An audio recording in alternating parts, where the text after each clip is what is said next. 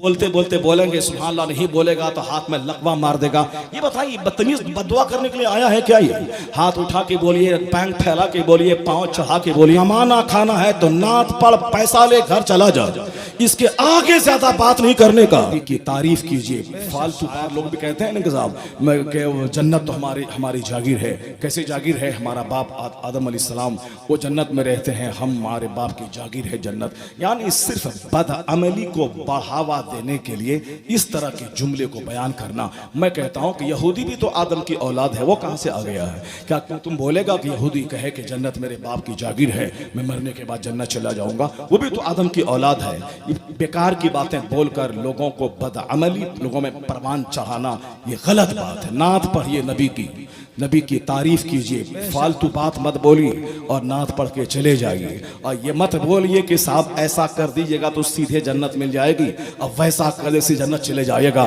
نہیں، جب بھی کسی شاعر کو بولاؤ تم لوگ اسے کہو صرف نبی کی نعت پڑھنی ہے، نبی کی تعریف کرنی، زیادہ کچھ نہیں بولنا ہے۔ اور مجھے معلوم ہے کہ زیادہ کچھ تم کو نہیں بولنا چاہیے۔ تم نے فجر چھوڑی، تم نے ظہر چھوڑا، تم نے عصر چھوڑا، تم نے مغرب چھوڑی، تم نے عشاء چھوڑی۔ اتنے فرائض کو چھوڑ کے آگے کیا بکواس اور جنت اور جہنم کی بات کرتا ہے؟ صرف بولتے بولتے بولیں گے سبحان اللہ، نہیں بولے گا تو ہاتھ میں لقوہ مار دے گا۔ یہ بتائیے بدتمیز بددعا کرنے کے لیے آیا ہے کیا؟ یہ ہاتھ اٹھا کے بولیے، پینک پھیلا کے بولیے، پاؤں چڑھا کے بولیے امانہ کھانا ہے تو نعت پڑھ، پیسہ لے گھر چلا جا، اس کے آگے زیادہ بات نہیں کرنے کا۔ کہ ایسے کیجئے تو جنت ملے گی، ایسے کیجئے تو جنت نہیں ملے گی، کچھ نہیں بولنے کا۔ چپ چاپ نبی کی نعت پڑھ، اور پھر یہ بھی مطالبہ کریں صرف اعلیٰ حضرت کی نعت پڑھ، صرف اعلیٰ حضرت کی نعت پڑھ، فالتو مت پڑھ، اس کی نعت مت پڑھ۔ نعت نبی اعلیٰ حضرت نے اس سے بڑھ کر کے کون اس صدی میں لکھ سکتا ہے؟ سب ایک عاشق رسول، ایک ولی کامل، ایک مجدد اعظم کی نعت پڑھ، اسی کو بتا دے کہ 5 نعت آپ کو پڑھنی ہے، اعلیٰ حضرت کی پڑھنی ہے۔ نذرانہ آپ کا جو ہے 20,000 25,000 ہم سے لیجئے، مگر اعلیٰ حضرت کی 5 نعت پڑھیے اور جائیے۔ بیچ میں کچھ نہیں بولنا ہے کہ یہ کرنا ہے، وہ کرنا ہے، وہاں تو کرنا ہے، وہاں جانا ہے۔ اسی میں بولتے بولتے بولیں گے سبحان اللہ، نہیں بولے گا تو ہاتھ میں لقوہ مار دے گا۔ یہ بتائیے بدتمیز بددعا کرنے کے لیے آیا ہے کیا؟ یہ ہاتھ اٹھا کے بولیے، پینک پھیلا کے بولیے، پاؤں چڑھا کے بولیے، نہیں بولے گا کچھ نہیں بولے گا، یہ بول کے سبحان اللہ کہیے، ٹھیک ہے۔ اس کے آگے زیادہ کچھ نہیں کہ لقوہ ہو جائے گا تو ہاتھ جیب دوسرے کے جیب میں ہاتھ ڈال دے گا۔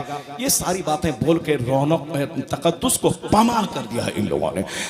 وہ بات بول جس سے لوگوں کو عمل کا شوق پیدا ہو، لوگوں کو اپنے گناہوں پہ شرمندگی ہو، لوگ نیک بننے کا شوق پیدا ہو۔ میں نے اس لیے کہا، اور بہت سارے لوگوں نے حسین اعظم کی طرف ایک کہانی منسوب کر کے بولا کہ حضور سے حسین نے کہا کہ میں آپ سے بھی بڑا ہوں۔ بتائیے یہ نمک مرچ لگا کر کے یہ ساری باتیں کس نے سکھا دی؟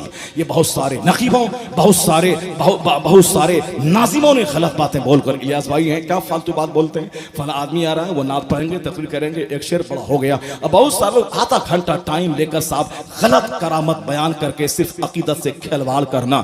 ہم آپ سے بڑے ہیں، کہاں سے نکالا ہے؟ کس کتاب میں ہے یہ؟